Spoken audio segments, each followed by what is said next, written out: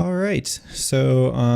The piece of work that my birthday ended up falling on was the Anastasis, which I found out with a little bit of research is Greek for resurrection, which further shows that they're Greek by culture, but Christian by religion, which I think is really interesting that they call it that. Um, it's from the Church of Christ in Chora.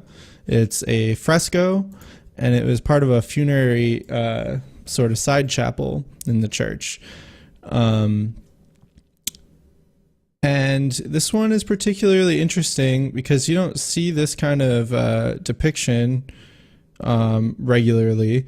Because what's actually happening here from the sources that I saw was that, this is Jesus who is pulling Adam and Eve out of their, out of hell, essentially.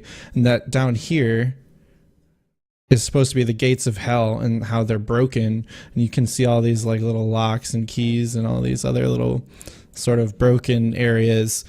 And so this is supposed to be like a depiction of like the end of days. And it's interesting that it's near the end of the Byzantine Empire, considering that they weren't doing so hot after this point.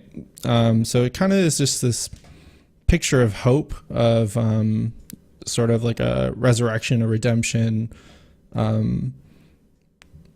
sort of idea, right? Where you would go in here and you'd pray, and this is in a funerary side chapel, so it'd be something where you could have something to think about what's going to happen after death, right? Because their lives weren't as great as maybe they could have been, or as they were in the past.